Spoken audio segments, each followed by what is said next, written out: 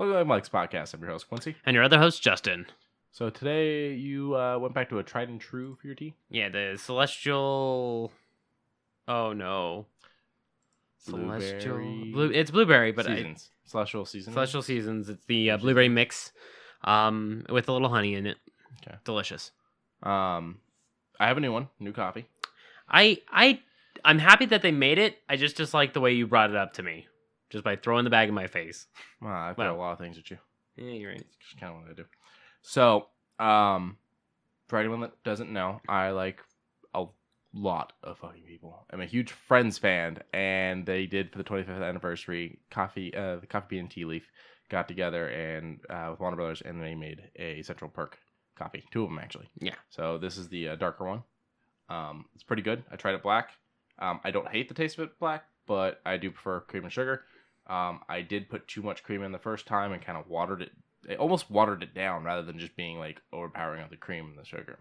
But I've kind of leveled that out now by drinking a little bit and putting some more in. And it's pretty good. And it's just a cool bag to have as well. It's whole bean, so you have to have a grinder. So if you're going to go out and buy it and you actually want to drink it, make sure you have some way to grind the beans. Yes. Last week's movies, we had to run an audible. There was a kerfuffle. A mishap, if you will. It was available up until the very time we wanted to purchase it, and, well, that's no good. Yeah, I normally check to make sure we have access to our movies about, normally a week in advance. And the second movie for the night, Near Dark, was not available. I had previously found it purchasable digitally in a couple different places. When I went to actually get it on Thursday, it wasn't streaming anywhere except for some company I've never heard of that required a subscription that I didn't have. And when you went to its actual spot on Amazon Prime, they straight up said our current contract does not allow us to sell digital versions of this. So that was a week ago, but I was like, nothing really was like, no beginning of month, no end of month, just a random Thursday. Well, I mean, it's end of the month. Well, yeah, but was it past? Yeah, it was, I guess, past midnight. I don't know. Maybe. I mean, it puts the 31st, but still, It was weird. And so I've actually got the movie ordered and it's on its way. So we'll definitely do it a different night. Yeah. But we had to do an audible that night. So we ended up going with another goofy but dark shit happens type of thing. And we went with Death Becomes Her. Yeah. So we'll talk about Club Dread first because it's what we watched first. A lot more corny and campy than I thought it would be. Even though I told you it's from the guys that made Super Troopers and Beer Fest? Yes. I thought it would have a little bit more because it was a slasher flick, Yeah. When it started off as strong as it did, I thought it would be that tone the way through. But it was entertaining. Would I see it again? Probably not. Really? Probably not. You don't think you'd watch this one again? No. I actually just went and picked up a copy of this because it was in the 2 for $5 box. I saw it downstairs, but then again, you're a collector. Mm-hmm. You do like collecting the things that you either enjoy or would go back to watch. Yeah, there was a conversation. I actually started to tell you about this earlier, and then we got interrupted by realizing the place we were going to for lunch was closed. Yeah. Oh, that was a depressing tale. Yeah, Fuddruckers closed. I don't know if it's all the Fuddruckers or if it's just ours, but I'm sad now. Yeah, I'm now feeling bad. We were talking about people. Everybody collects something. Yeah. My mother collects shot glasses. You collect Funko Pops. You got comics. Punisher stuff. Yeah. Lauren's got Pokemon stuff and Harry Potter, things like that. But when it was talking about me, it was like, yeah, I collect comics. And then people are like, you collect movies as well. I'm like, well, yeah. And they're like, and Hot Wheels. I'm like, yeah. And they just kind of went, you just like to collect things. I'm like, yeah. I just like to have shit. And my house is practically a fucking museum. So it's getting that way. Yeah. It is like slowly we got to do a little something for this. You guys can't see it, but I'm pointing toward our little side wall that we have. Like on on my left, Quincy's right is the monitors, and on our right is this cacophony of things that we have hung up. But there's a lot of my corkboard and my dry erase board. Yeah. Excuse me, random but shit. even still, the corkboard is blank. There's not a lot on it. No, I'm not using it currently. I know, but what I'm saying is we could throw some stuff up there. Yeah, I got plenty of boxes of shit that just hasn't been put up. Yeah, so one of these days we'll... Loot Crate was one of the big things that caused the plenty of boxes of shit that has been put up. You are correct. There's a little corner behind Quincey that has a tower of Those loot are crates. the loot crates that have shit I want to put up. That's not counting the loot crates that are broken down and put in a box in the closet. Yeah. But back to Club Dread, though. Good movie. Would not see it again. It's entertaining, I suppose. It's just... I don't know. It killed my brain cells once in a good way. Would I want to watch it again? No. Okay, I'm going to break down a little bit of this. Okay. What did you think of Bill Paxton? He's I don't think there's any movie that he's bad in. No. Nothing I've seen. Like he's a guy who enjoys the scenery. Even in Twister, Twister. with as I don't want to call it a bland character, but he was a pretty bland character in that. Yeah, he was supposed to be like almost stuck up. Yeah, and so he was pretty fun to watch and enjoy on screen. Yeah. Then you have Aliens. Yeah. Fucking fun. Game over, man. What do we do? Like, and then Club Dread is kind of the mix of the two, where he has his business. He is that one who wrote that song about Pina Colada Bird instead of Margaritaville. Yeah, I was 3 years before him. Yeah, something like that. And Buffett actually loves that line and loves his movie because of that. Good stuff. He loves that whole fuck him scene, all that. He thinks it's just great, which is like, okay, you have a sense of humor, and I love that. That makes me like famous people a little bit more is when they have sense of humor and stuff like that. When they take jokes. So it's at 5.7 out of 10 on IMDb, 29 on Rotten Tomatoes, 1 out of 5 on Common Sense Media. I don't even know what that is, honestly. We've seen it a few times. Yeah, we've seen it a few times. And 87% from the Google users. Where are you putting it at? I'll put it at the 30. Gonna put it at the 30? I'll put it at the 30. It has its moments, but I don't think anything got me. Like, I don't think anything got me rolling. The killer wanted to kill based off of the island. You wanted the island, but it's like you would have had it over the course of the time. You just killed everyone for no reason. He lost his mind. Not even the way he died. I can hold my breath for 3 minutes and 37 seconds. 33. 33 half of 666. Not even that knocked you on your ass. No. His delivery's right. The way he delivered a few of his lines was nice. It's just I nothing that got me, side splitting. Gotcha. But Death Becomes Her. Now that one had a couple good ones. Oh, you pulled up Common Sense so we can see what that is really quick. Broken. I guess it's just another streaming service. Not like another. Rating service. Oh, Get Now. Okay. Oh, I think it's maybe something for like parents and kids and stuff like that, which would explain why they have it so low. I mean, it's an R-rated movie and it's pop comedy and stuff like that. Get Now gives you where you can buy it. That's kind of cool. I like that. Yeah. Okay. Interesting. Very interesting. But yeah, no, of course they would rate it low. But I wouldn't go so low to say that. Okay, 1 out of 5. That's 20%. So that's a little lower than what I would have said. I'm gonna put it higher. You put it higher? I'll probably go 60s, 60 to 70. Now, that being, the reason being is it's not the best from Broken Lizards. You're right. And Super Troopers is so fucking good. I even think Beer Fest is better than this. I've never seen, so. You've never seen Beer Fest? Mm-hmm. That one's good. I do like this, but it's just they've done other projects that I find to be so much more amusing. So.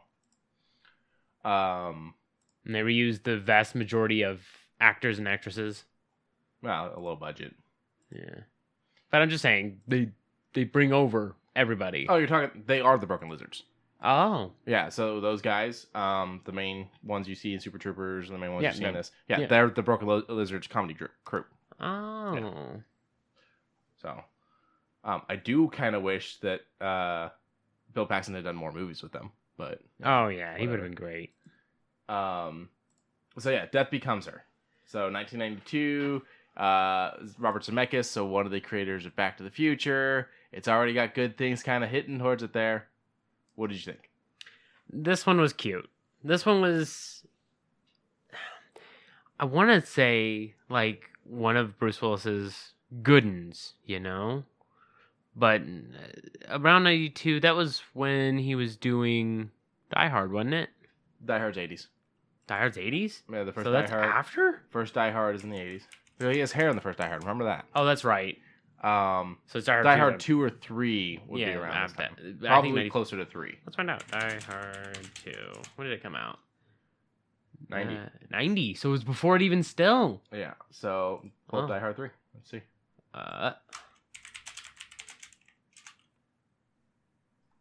95. There, 95. So Die Hard 3 is 2 years after it, or 3 years after. I mean, all 3 of the Die Hard movies are good, so. 3 years, yeah. But I even like all of the first 4 Die Hards. It was the 5th Die Hard where I was like, nah, I don't.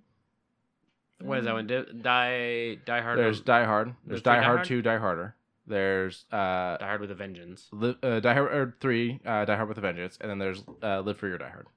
And then I don't remember the title for Die Hard 5. Okay. Die Hard 4 is the one we watched with Justin Long.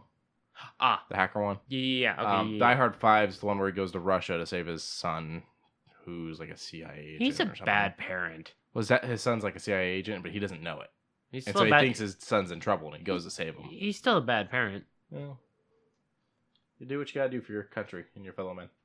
And your kid. Okay, so I'm making noise. I'm so sorry. A little ASM or AMSS or whatever the fuck it's called. ASMR. Okay, yeah. ASS. Gotcha. Ass. So you heard it here. Quincy eats ass. Goldie Hawn, Meryl Streep, Bruce Willis, and a comedy. It's fucking gold if you ask me. Yeah, it's very, very, like, it doesn't start off dark humor. It's very much a emotional dark humor. Yeah. And then it gets into straight up dark humor. Yeah. And then it turns into I guess a slobber knocker. A little bit. Yeah, a little bit of a slobber knocker. It becomes very... What's the term? Anything you can do, I can do Well, yeah, better. that, but I'm trying to think of the term they would use to describe, like, Three Stooges. Slapstick. There you go. It gets a little slapsticky. Yeah, it gets slapstick, but in a fun, not cheesy. Well, kind of cheesy, but there's some kind of mystical thing. Over the top cheesy. Yeah, but it's allowed by the rules of the movie. Yeah. Okay. Yeah. So, Because of what the movie is about. Yeah. Fucking all 3 of them looked great. They did great. Bruce Willis played the accountant / well, at this point, a surgeon. Well, he was a surgeon, And then he becomes a mortician because she basically ruins him. Yeah. But even still, it has that same vibe. Think of him as the mustache. At first, when I saw the cover, I was like, I don't think he can do well with that. But when you get into the character and see what he's actually like, I'm like, you know what? That's not too bad. Really quick pull up. I think it's called like 13 Blocks or 16 Blocks, something like that. Another Bruce Willis movie. Yeah, 16 Blocks. He has a mustache in this one, and this one is not nearly as good. Like mustache, that is. This movie's amazing. I think I have it muted. Yeah, you do. I do. Cool. This is him and Mos Def, and Mos Def acts his fucking ass off in this. Like, yo. Oh, that's a good mustache. When he's already a little bit more older and he's got like The that hair's starting to build a little bit more. Commissioner Gordon style. Yeah.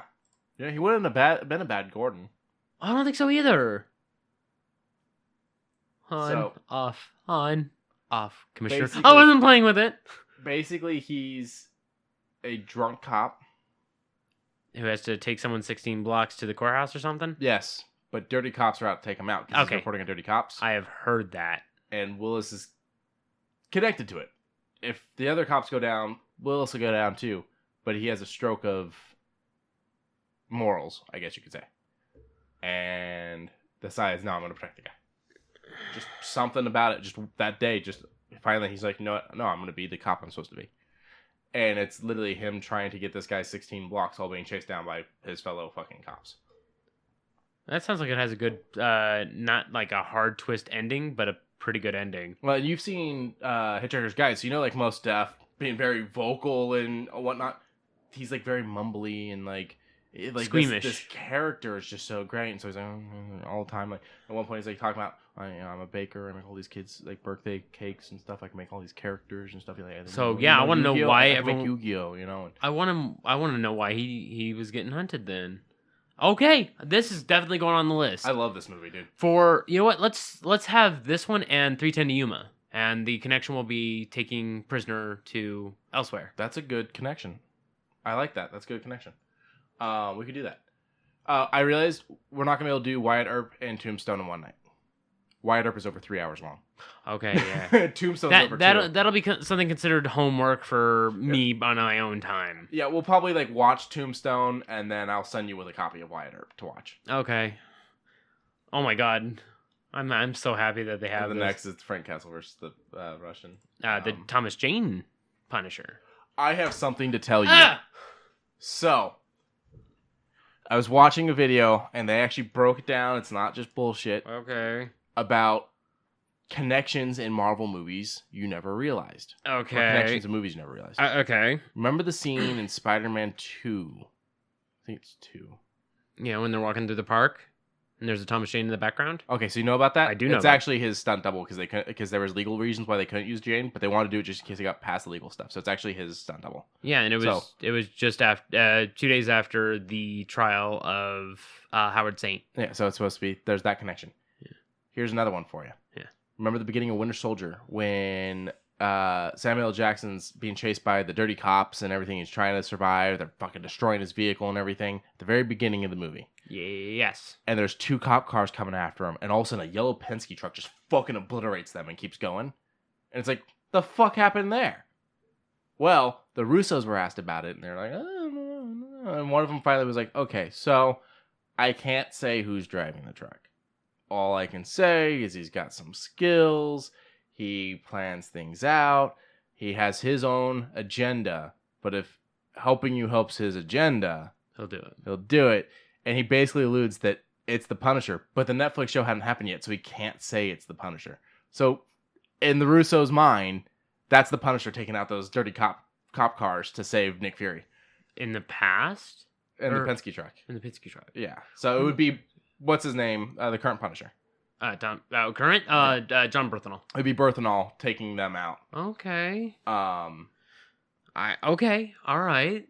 I can fuck with that. Canon. Because remember, the Netflix shows, while coming out in like 2016, 17, something like that, the first season of Daredevil is only like months after Avengers.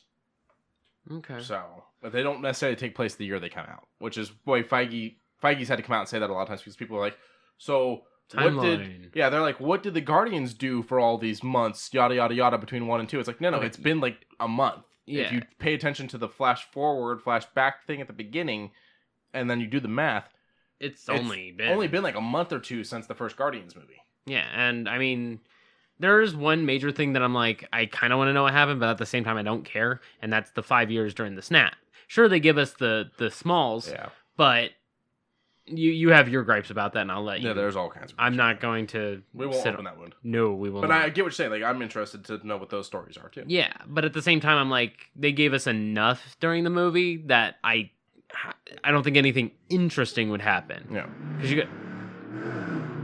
Apparently, we're racing muscle cars today. Yeah, that caught on the mic too, very lightly, very very lightly. Sorry, guys, I have a dickhead neighbor.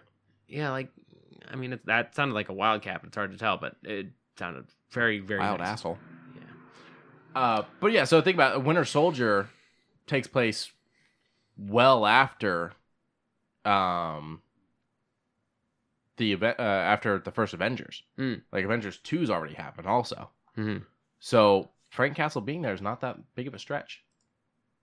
I mean, no. I mean, well, Frank was always one to have his ear close to the ground. That's his thing. Finds out there's much dirty cops. He has an opportunity to take some of them down. And he's also helping out someone who he knows is good, who wants to help out the world. So yeah, okay. Why wouldn't he? And he can just take them out real quick, give this guy a couple extra seconds, and move on with his day. He doesn't even have to spend any ammo. He just rented a Penske truck and obliterated it. Something I feel Frank would do. Yeah, well, if he can debilitate someone to the point where he can grab their gun and use it against him, he'll do it. Yeah. If you haven't... if you're a reader of Punisher, if you have time to find, God, what was it? It is Punisher, I believe it, A Time to Kill. Something else used that title. What was it? Something else. Oh, well, there's the movie. That's what it was. I'm stupid. It's the movie. 6 Hours to Kill. Okay, 6 Yeah, hours. 6 hours to kill. It's part of the Max series. It is a part of the Max series. It really gets the grit on how fast sometimes Frank has to move to get anything done. And it really puts it. If you ever saw the movie Crank, it's similar to that. Okay, that's what I was thinking. But take it up a notch higher. Gotcha. Because Crank was weird, but I was like, I'll accept it. Crank 2, I was just like, okay, I'm fucking done. yeah, and you know my favorite Punisher one, right? Is it War Journal? No. Girls in White Dresses. Oh, the one where he goes after the Mexican cartel. and they at first try to make him think he killed a little girl. Yeah. And he like does his ballistics and shit and realizes he didn't do it. Yeah, and then, well, it wasn't just that. It was either that or they're pinning it on him because of what had happened, and they were just drug running and using little girls, and then they tried guilt tripping him. And he's like, that's not my war. My war is here. Mm-hmm. And then they just kept guilt tripping him, and he's like, fuck this conscience. And he goes. I liked and also the idea that Jigsaw might have been down there was another thing to get him going. Yeah. I liked the beginning of the first season where like you see the guy that like escaped, made it to Mexico, and then it's Frank, the fucking sniper. I love that. So, but yeah, you can't outrun a bullet over 400 meters. Just pull up the scene real quick because I want you to see it. Refresh your memory. I'm just Nick Fury, Winter Soldier car chase. Nick Fury, Winters. Okay. This one? Yes. Yeah, I think the first one. Okay. But I wouldn't be like I liked Winter Soldier. Winter Soldier was beginning like a little bit of espionage, a lot of action. It was a lot of action. Kind of showed the power of Fury. Kind of showed the dangers of Shield, and then also there's the fact that spoilers, Hydra's been around this whole fucking time, and the fact that there was a lot more sleeper agents than we thought. Oh yeah. Because it gets all kinds of fucking cop cars after him. And SWAT cars and all kinds of shit. Hail Hydra. I'm going to take you out now. Oh, well. But, yeah. Like, see you try, chump. But, oh, that's such a good, that's such a good part right there. They got, like, some Agent Smith-looking motherfuckers for these cops, too. I love the fact that, you know, the airbag went off, despite the fact that it's like supposed to be this super duper shield mobile. Yeah, but then again, you know, it's like it still cares. Like it's still got regular safety things too. Like they're like airbags are a good thing to have. Yeah, I did just notice. I didn't realize before that ICE. It looked like that was ICE in the truck, which was confusing. But and then I liked the fact that while it's bulletproof, it's not forever bulletproof. It's giving them a countdown the whole time. The Russos did some good stuff here. I do want to give them credit there. I'm not a fan of Infinity War or Endgame, but not everything they did was bad. No, they kept things in a good continuity to a hard extent until they were given full control of the universe. Yeah, I don't think. And I think that's one of the problems. I don't think it should have ever been one man, or in this case, two men, having full control of the universe. And yeah, they worked with Gunn and they worked with the other guys to, you know, make sure that they were understanding the characters and running the storylines right and whatnot. But I feel like there should have been a lot more of the joint effort running multiple writers and directors and stuff like that. I feel like more people should have put in the work for making such a big project. Yeah. You know? And I also don't know that it necessarily should have been a 2-movie thing. I guess this part doesn't actually show it because now he starts to drive away. So we're just gonna chase then. What the fuck? And then it cuts off there. Oh well. But I'll take your hint for it. I'm super keen. Oh, that's part 2 right there, actually. Part 2? Oh. Yeah, part 2 after that part 1. So. Okay. And then I like that the car's driving itself and the wheels moving and everything. Is that Stark Tech? It could be. I mean, it's definitely some kind of shield tech, but it's possible that it's Stark Tech.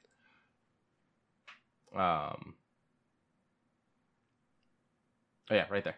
Okay, so I'll let it load. But yeah, Girls in White Dresses, good one. 6 Hours to Kill, good one. Homeless, good one. What did you think of Frankencastle? Neutral. I do enjoy having the fact that it's not electricity that brought him to life. It was his sheer willpower that brought him back. Very Crow-like. Yes. Like he... I mean, it's the spirit of the Crow that brings them back. But if they didn't have that... Oh yeah, right here.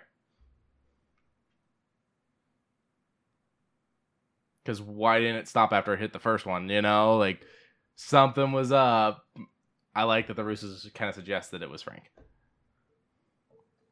But he also had an idea that the vehicle would have stopped. I'm just saying. I don't know. I'm just saying. I mean, but Fury knows a lot. I'm sure Fury knew Frank was around doing shit and didn't see him as a threat. And you got to figure maybe an APB could have been called out on that vehicle. True. And the other thing... And he would have been like, wait, that's not right. The other thing I like to think is Fury knows the risks that he experiences in this movie. That's why he had fail-safes with his eye and everything. You know, he knows the risks of too much power and whatnot. So having someone like Frank that's not on the record at all is a pretty good thing to have. Yeah, it would be, yeah. And it's something Frank would prefer over being... Frank wouldn't want to work for S.H.I.E.L.D. No. But he did become an Avenger for a short time. Yeah. And then he... You gotta do what you gotta do. And then I say accidentally acquired, but went with it. He picked up the War Machine suit, and that's the current run we have right now, and I want to get it so bad. Where he's War Machine? Yes. But yeah, I figured you would like that. We didn't finish talking about when you go back to Death Becomes Her because we went on a whole fucking tangent. We need to do ratings. For Death Becomes Her, I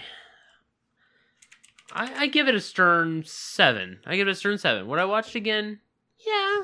If it's on and there's nothing better on, yeah, I'll watch it. Okay. Because, I mean, it was very entertaining. It was very fun, very bubbly. Bruce Willis's delivery with some of the lines. Jesus, took her to the morgue. Are you serious? She's gonna be furious. Oh, I spiked. It's fine. No, I just find it funny. So they've got it at a 6.6 out of 10 on IMDb, 52% on Rotten Tomatoes, 56 on Metacritic, and 92 from Google users. Where are you at? I'll be in the middle of them. I'll stick with the IMDb 6.6. It's a little lower than what I want, but I'll stick around them. I want to put it in the 80s. You want to put it in the 80s? Yeah. I don't know. How long ago did you see this movie first? Oh, I saw this when I was a kid. So you grew up with it. Yeah. It comes out the year before I'm born. Yeah. I was 4.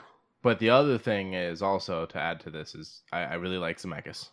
And I like his level of detail with things. One of the simplest details. Meryl Streep, when did you take it?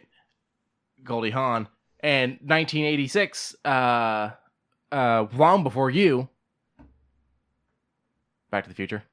It's the year. Oh. Yeah. Wow.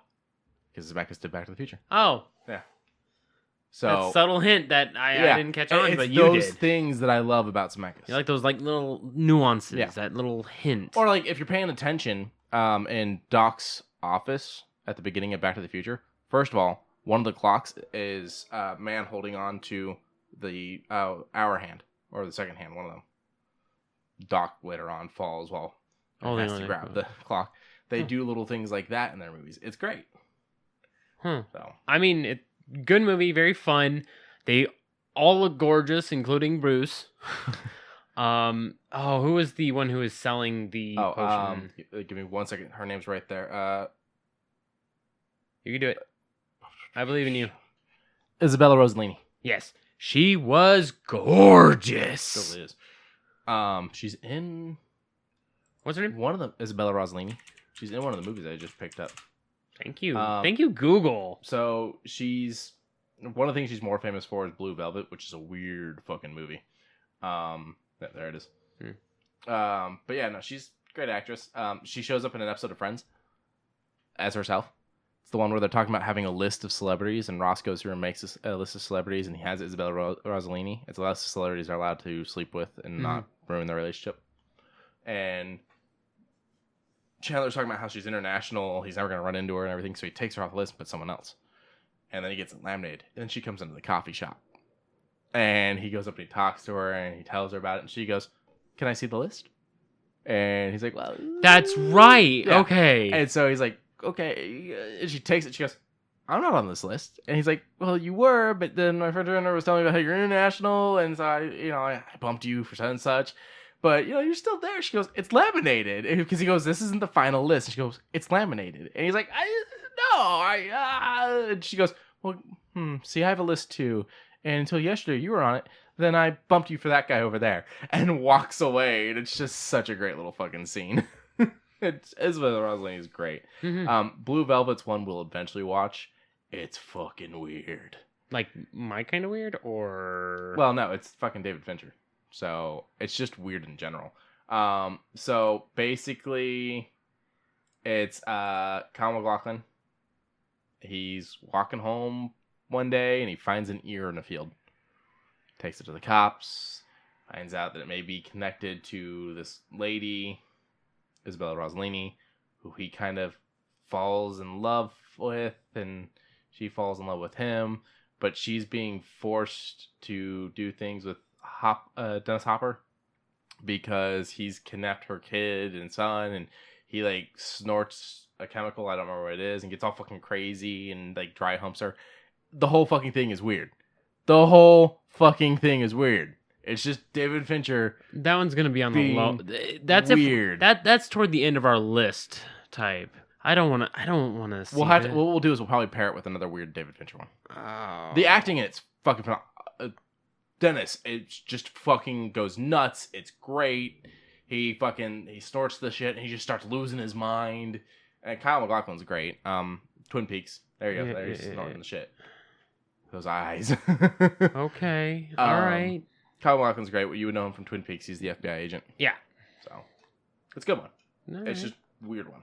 Okay. But overall, Death Becomes Her, very good movie. Mhm. Everyone was very fucking stellar in it. Meryl Streep, stellar. Goldie Hawn, stellar. Bruce Willis, stellar in his own right. Yeah. Different kind of stellar. Different kind of stellar. A bro stellar. Isabella Rossellini. Oh, fucking stellar. I love it. How old do you think I am? Mint. Go ahead. Tell me. 30. I am 87. So, we had said we were going to talk about it, but we wanted to give time. And we gave it enough time. I feel low. So, Star Wars, The Last Jedi. No, not The Last Jedi. You got the wrong one up. We need Rise of Skywalker. Oh. Yo, it's your boy, guy who accidentally clicked the wrong one. I thought that image was weird. I was like, that doesn't look right. What kills me is this is still being shown in a theater that's no more than 10 minutes away from us right now. There's a 6:55 showing. We could still catch this movie if we wanted to. All right, have a great night, guys. So, Rise of Skywalker. Rise of Skywalker. We talked that we both had liked it, and we didn't really want to say anything else. No. So, let's break down why we laughed, we got angry, we almost cried. I cried. So, I definitely dropped a tear. I didn't full blubber, but I definitely dropped a tear. I shedded. When Chewie lost it, I lost it. That's what got me. Yeah. So, now we can start with cry. Yes. We all know that they were going to have to do something because Carrie Fisher had passed away. Yes. And so they'd used all the footage they had already had, and they really didn't have to fake anything.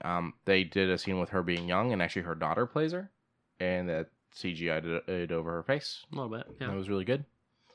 But they kill her off. We knew it was going to happen. Yeah. She dies holding Han's medal from A New Hope. Mm-hmm. And that was also very sad. But what got us is when you got Finn and Chewie, Poe, and Rey coming back.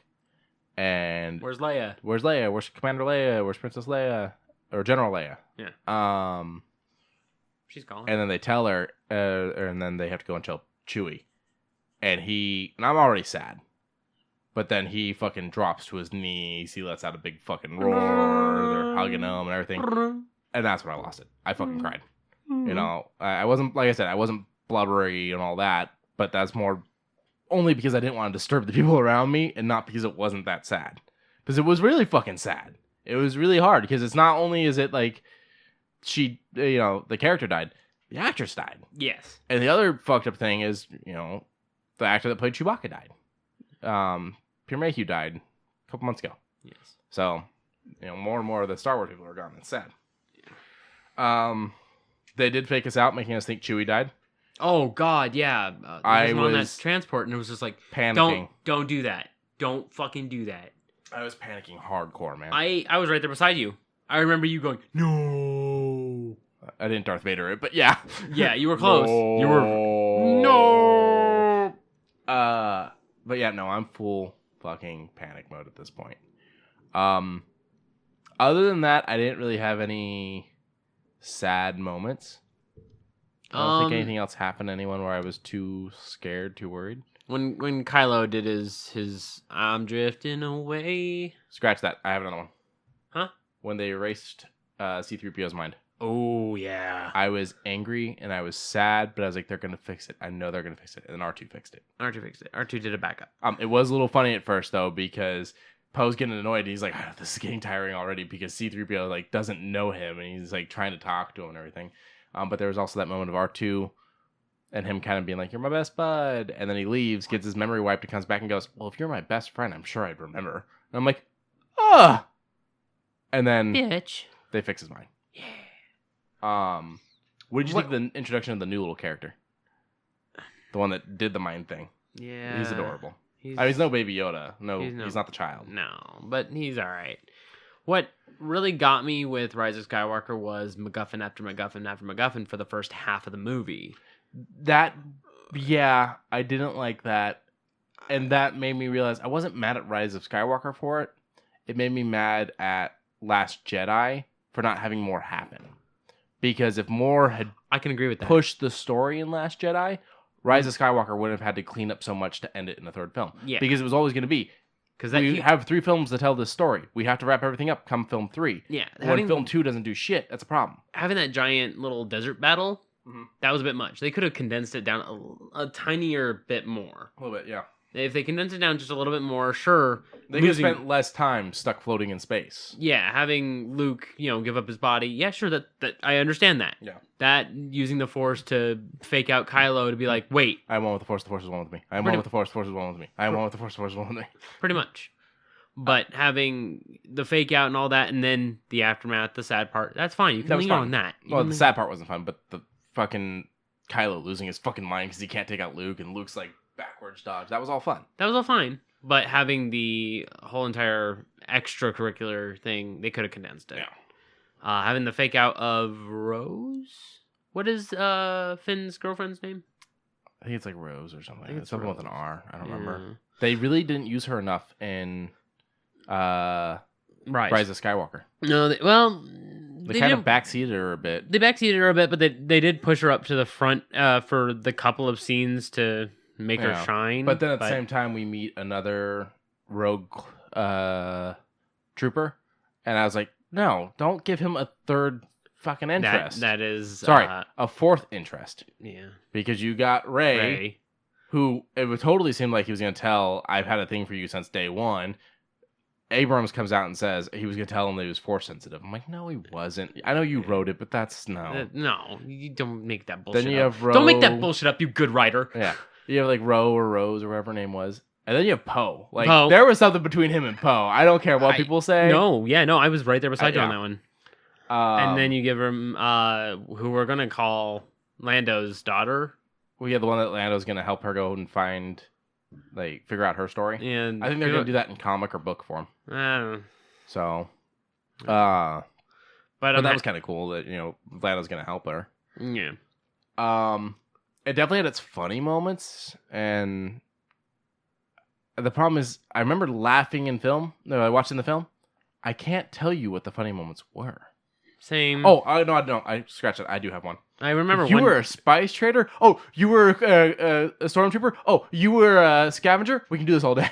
Yeah. Or whatever. During the sneaking. Yeah. I do like how that extra character was brought in. Because Poe didn't have much until this one, which I'm glad that they kind of I will be glad that they kind of leaned in toward that one on this one, because I feel like if we got it during the last, actually, if we got it during Last Jedi, I think Rise would have been a little bit better. Yeah. Maybe. No, because they wouldn't have had a reason to go. She didn't necessarily have to be on that planet. But they could have saved that one for that movie, because a lot of the shit at the beginning could have been cut out, and they could have been on that planet 30 minutes into the movie rather than an hour into the movie. You're right. The movie's not overly long, but they kind of have a few fake out endings where you keep thinking the movie's over, and you're like, okay, credit. Wait, oh no, the movie's still going. Okay, nope, still going. And so there was that whole thing where she buries the lightsabers out at fucking Tatooine. That was kind of cool, kind of not cool. Like, she was laying the Skywalkers to rest. I get it. It was Leia and Han's lightsabers. Or not Leia and Han, sorry. Leia and Luke's lightsabers. Yeah. And I liked that. But then she adopts the Skywalker name because she doesn't want to be a Palpatine, and I don't blame her. Yeah. So that was interesting. Do it. The guy that wrote the script, because it actually wasn't Abrams that wrote the script, says that a very small percentage of his script was actually used for the movie. Abrams came through and rewrote it, and that his script, Palpatine, was never in it at all. So Abrams really changed a lot. Also, from my understanding, Lucas isn't a big fan of Palpatine being back. Oh, really? Yeah. That makes me wonder how the original written statement would have been. So the original story, what I gathered from what Lucas originally did before writing the scripts, was the trilogy that we have, the original trilogy, then the prequels that we have, and then another trilogy like we got. The other trilogy being that Luke is trying to continue Jedis. Han and Leia have 3 kids, each one kind of representing a different part of the Force. One of them does go dark side. Luke's trying to save that, yada, yada, yada. And basically, it all comes down to neither side wins. Light side doesn't win, dark side doesn't win. And there was a whole thing with Vader's glove floating in space, and that's how one of Luke and Leia's, or Han and Leia's kids find that, and that's what opens up to the dark side, very much like the helmet in this. Oh, yeah. That mangled mash. And so what they would end up doing is it would be that they don't, light and dark doesn't win. They kind of just split the universe in half. And they go, all right, this is light sides, this is dark sides, and they bring balance to the Force, because that's the only way it can end. Well, and then that whole thing of the huge battalion in a very, very secret area, that was a nice cut. Yeah. Because it was like, wait, they had this the entire time? Mm-hmm. Oh, shit. Well, they've been building it this whole time, yeah. Now, here's my thing is, a lot of people are going to be like, the first 6 movies are about balancing the Force. And every time the Force is unbalanced, the Force rebalances itself. So, Luke kills... Or not Luke, sorry. Anakin helps kill Dooku and takes his place, but he helps kill a couple Jedis in a sense. Kills the younglings and stuff like that. Yeah. Oh, yeah. But what the Force ends up doing is gives you twins who are both Force sensitive, and they're both light side. So it kind of levels things out. But what I'm going to say is, because a lot of people are going to be like, well, then the sides are never really evened out. You got to figure one person's going to be a little bit more lean toward the other, or maybe even switch sides. Mm-hmm.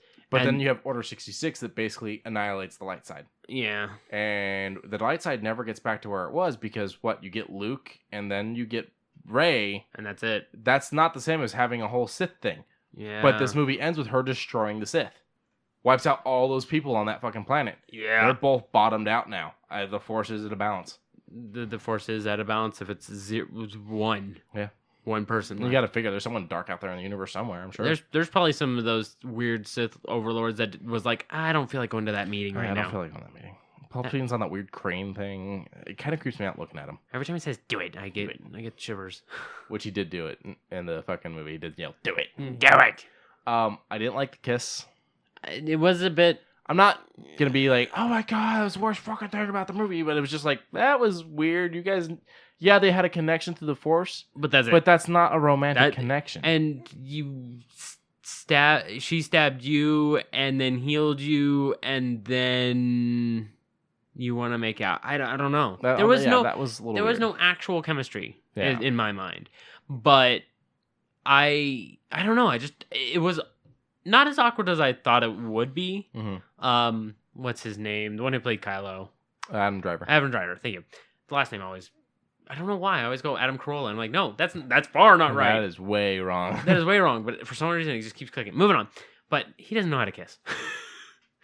This is the only time I've ever seen him kiss, so I don't know. Yeah, the only time I think I've seen him kiss, but even still, the dude was just like Yeah, it was a little weird. Yeah.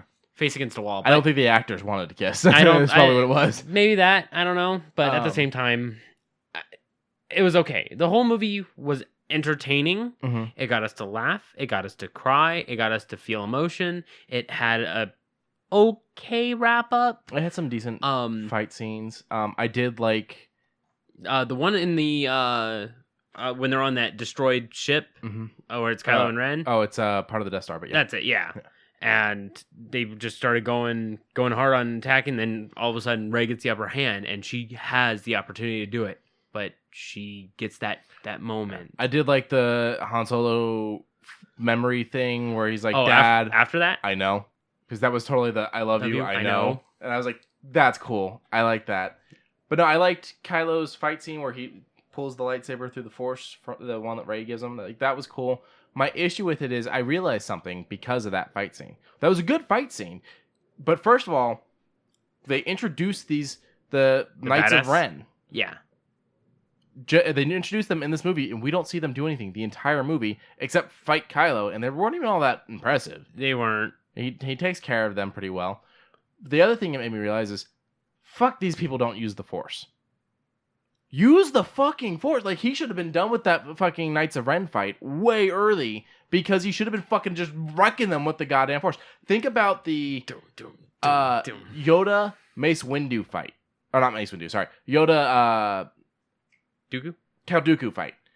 Fucking, they're Force lightning each other. There's jumping. They're bringing fucking shit down. That was a whipping shit each other. Yeah. That is a Force and lightsaber fight, because they're also fucking lightsabering. And one of the reasons is, Dooku realized, I'm nowhere near as fast as this little fucking old fucker. Yeah.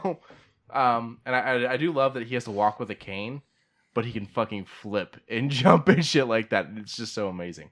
But it made me realize, how many times do we see Kylo Ren use the Force while fighting? Very, very minimal. Yeah. Like, I think during after he killed Snoke and all of the guards started doing it, I think that's when he started using a little bit, like push, pull, and then, I think he did a boomerang with the lightsaber. But other than that, I don't think too much. Even like in the first one, when you've got Obi-Wan and Qui-Gon, and they're fighting droids, sometimes they just force push the droids, because it's like, I don't have time to run over and lightsaber your ass. I got other shit to do. And you guys don't have equilibriums. That too.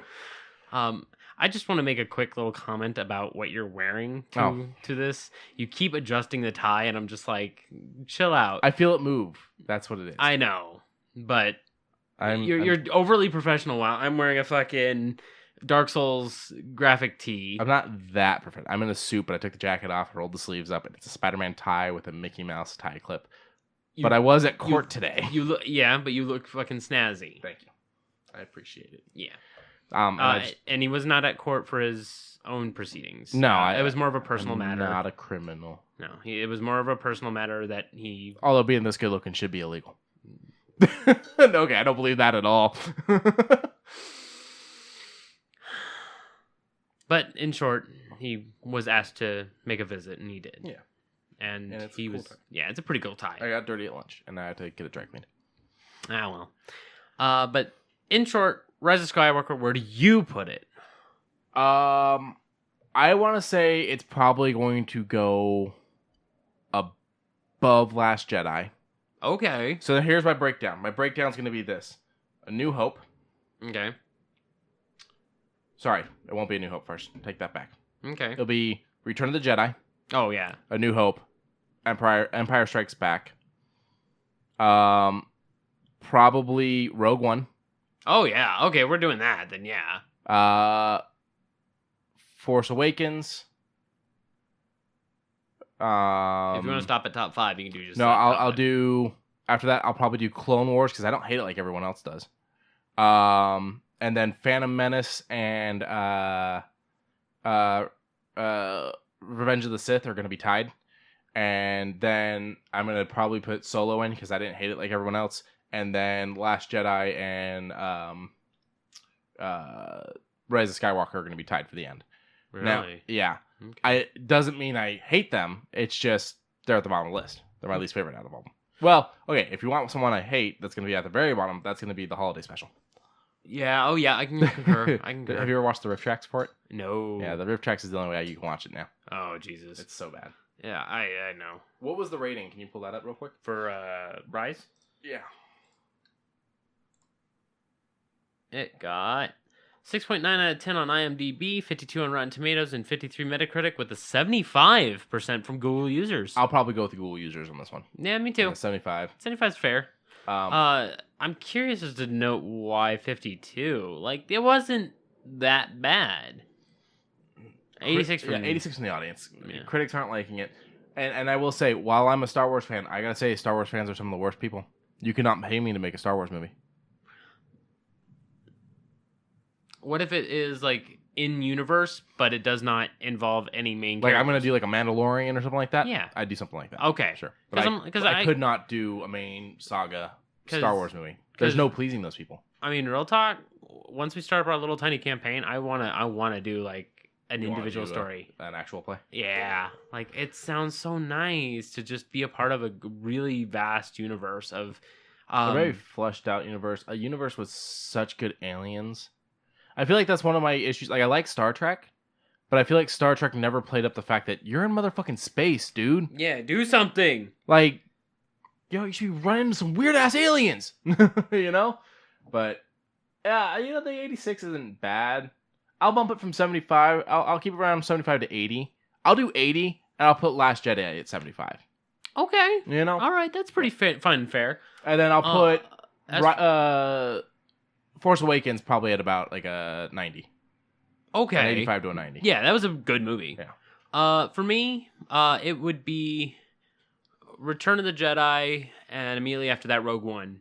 Okay. And then immediately after that, probably Force Awakens. Okay. And then the rest, just in no order, and then down at the very bottom. So you put Return above Empire as well.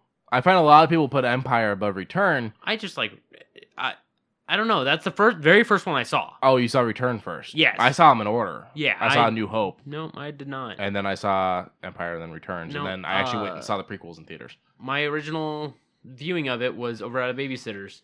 Gotcha. So it was there, and it was interesting, and I had a nerd parent. Yeah. But down at the very bottom is Phantom Menace and the special. I don't like Phantom Menace at all. Spending 40 minutes on a pod racing scene that could have been condensed and had more action. Yeah. I've always felt that the reason why people don't like the prequels as much is because the prequels are all the politics of the universe. Either that or they pander because 40 minutes on a goddamn pod race. Yeah. They did have some cool moments in the pod race, but it did not need to be 40 minutes. No. Seeing Jabba was cool, things like that. Yeah. Now, I gotta take the Clerks argument as to why... There is only one Return, and it is of the Jedi. Yeah, well, Clerks 1, not Clerks 2. Why Return is above Empire. Empire ends on such a downer. Okay, yeah. You know, Han's frozen in carbonite, Luke loses his hand. It's just all bad news. Fucking Lando becomes a traitor. Luckily, Lando redeems himself in the next movie, but it's just bad. And I'm like, fucking let me breathe. Bill. And then the only downside to Return would be the fact that Vader dies after redeeming himself. You know, but that's just what had to happen. Yeah. So. Well, I mean, there's another few little tiny bits, but I guess nothing. Fuck you, I love you, walks. Huh? I said, fuck you, I love you, walks. Sure, whatever. I like Wookiees. Well, I like them both. I like Wookiees more. I will say the scene where the Ewok goes up to the dead Ewok and like shakes him to get him to come with him, and then like realizes he's dead and kind of sits there and cries. Dude, that scene every time, that hurts. That's a fucking rough scene. Come on. Oh. I want to say Warwick Davis is one of the Ewoks.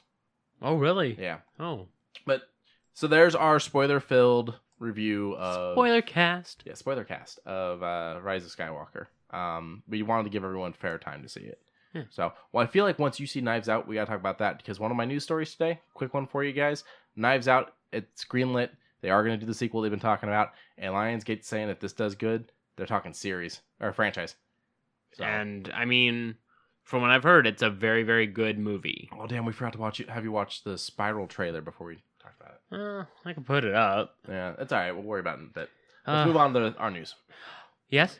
Yeah. But up shoe news. All right. We got a double dose for you. We got a double for you. I hate you. I hate you so goddamn much. In-N-Out shoes, but goddamn it, I hate you so much. So the famous red and white cup with the Palm squiggly lines and the palm trees. I hate you. You can now get those as shoes for $65. What are they going through? It's just shop.inandout.com. Yeah, it's where you buy all your other In-N-Out Holy stuff. shit. Currently out of stock. They sold big.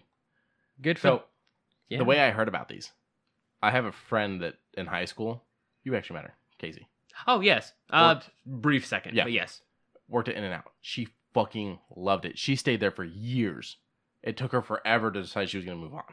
She absolutely loved it, and she's still obsessed with In-N-Out to this day. So she posted about these on Facebook, and I was like, my shoe news without even research. Yeah, I know, right? Along with this, they did do some clothing. I mean, they've always had t-shirts, but they did do more cup-themed stuff. And you can also get the cup shoes. They're called the drink cup shoes. Yes. You can also get them in kids' sizes.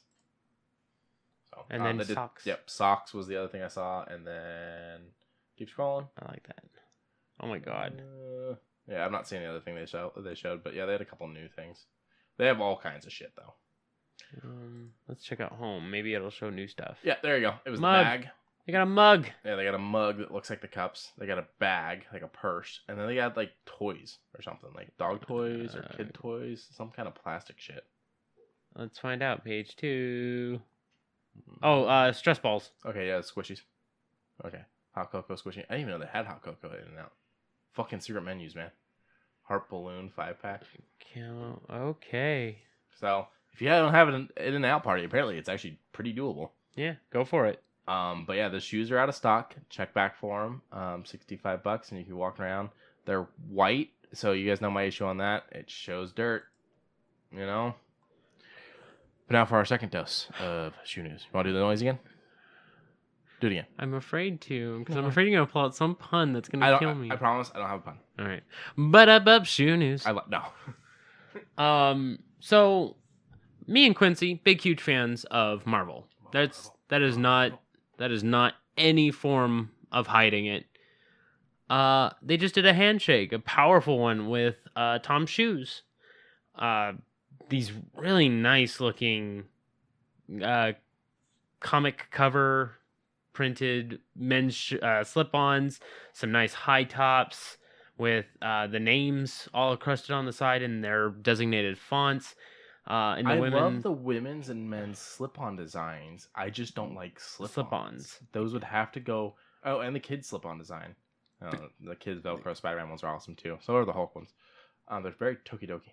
They're pretty much like that.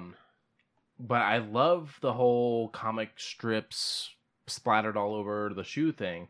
I just don't like the way slip-ons look, and I don't like the way they feel. They've got to be on a tennis shoe. Yeah, I like having them tied down as well. If I can get them in the high top, I would get them in the high top.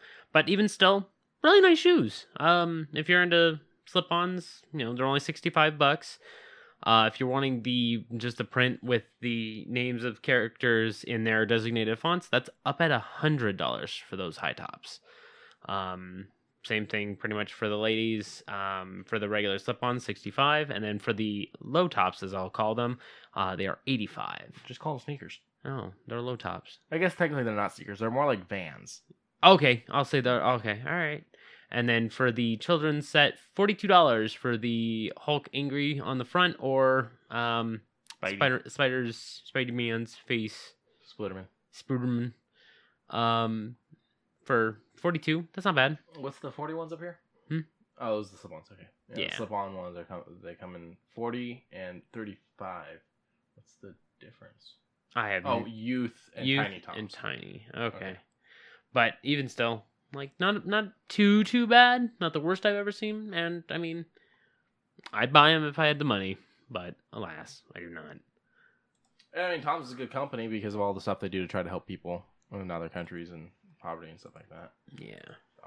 So I just showed you a very, very strange trailer for a video game that just got announced not too long ago. Yeah. Could you... You can see what it was obviously referenced to or referenced by. It definitely feels post-apocalypse in some way. Not necessarily nuke, but maybe more disaster / evil corporation type of way. That's kind of what I gathered from seeing the trailer. A lot of problems with robots. A lot of weirdness with just random moments of water floating in the air that you swim through. It definitely has a very Fallout-y feel. But a different kind of combat, it looks like. Yeah. Also with like the ability to force control things, like you're able to telekinetically pull things to you and throw things. Yeah, there's a lot of weird shit in this, and I'm all for it. And the gun control looks bad, which is a good thing in my mind, because not everybody can be a super soldier that knows how to use a gun proficiently. Yeah. If you have a low gun handling skill, I want to see your ass every time you shoot, you jitter a little and go, oh, because you're not expecting it. Coming out of a vault looking for your son, daughter, father, whatever, and just knowing how to fucking rip a trigger and destroy people's skulls, that... Well, to be fair, your dad teaches you how to shoot at the beginning. Okay, Fallout 4 then. You were a soldier. Were you an ex-soldier? Yeah. Oh, that's right. Because of your patronage. That's right. Okay, Fallout New Vegas. I mean, you've been a courier in the waste. You would want to learn to shoot.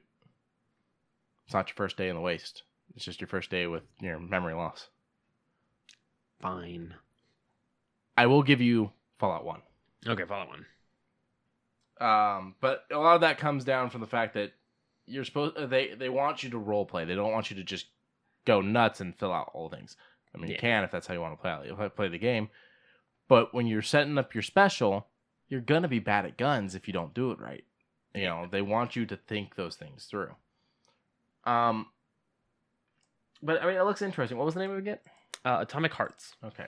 So that might be one I'd be interested in playing. I do like RPGs. I do like post-apocalypse. It just after a while it gets a little like, I need a break from the same thing. Show me something new. Yeah. And that's where Cyberpunk comes in, but then again, that got delayed too. Again! Yeah. Well, not again since we talked about it last. But again, since it was needed to. Yeah. It was being a thing. We got a whole lot of trailers from Super Bowl. I'm happy. I don't know how to feel about some of them. We got a little bit more Bond. We got a little bit more Bond, just very little bit, and then it showed the regular trailer for it. So the same stuff, just with a little bit at the beginning. Yeah. Bummer, but we got Quiet Place 2, which I didn't watch 1. And I liked it. Okay, so now here's the thing. This one, I'm wondering if it's like bouncing back and forth in the timeline, because in the trailer, you see John Krasinski walking up and talking to a cop, and they're like, what the fuck's going on? And then one of those monsters suddenly tackles the shit out of his cop car because the sirens are going off on it, right? Which, by the way, Krasinski does exactly what I would do. Turns and fucking books it, which is exactly what I would do. But I didn't see one, so is that just flashbacks? Maybe either a flashback or just another place in that time? I don't know. But, I mean, yeah, the trailers for 2 are out. It looks okay. Another Sonic the Hedgehog trailer where he gets all nice and CG fluffy. Yeah, it gets wet. I'm okay with this. It looks good. Yeah. I'm happy they changed this. If they didn't change this to what it is now, that would be an issue. But, again, happy. Happy that Jim Carrey is playing Robotnik, because he made a new noise in it that was very Robotnik, and I loved it. And I don't remember what moment it's at. We're gonna have to watch the trailer.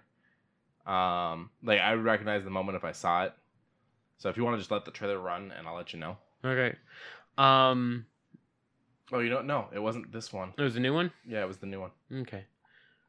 Or maybe it's further in. No, because the new one, it doesn't show him take off to the world's largest, whatchamacallit, it just shows him paddling it. Gotcha. I never saw this one. Yeah, it wasn't this one either. There should be a compilation of... Oh, actually, it's that scene right there, I think. So if you want to just back it up. Oh, back it up. And then, I don't know if you want to hit the sound or not. Oh, that's really loud. Okay, hold on. We're gonna turn it down, and we're gonna. And then you just gotta back it up like 5 seconds. Okay.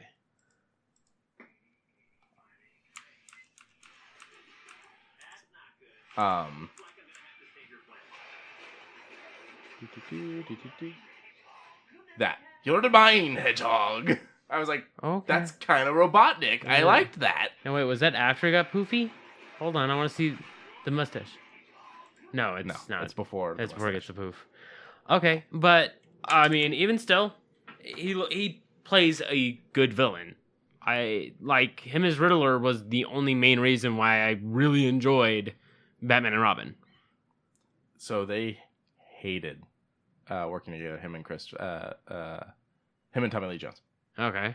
And they both hated the movie so much and working on that movie so much that they both vowed they would never work with Schumacher again. Harry did, though, later on because he did the number 23. Oh, yeah. Wow. Oh, boy. I just don't know. I don't know what to think about it.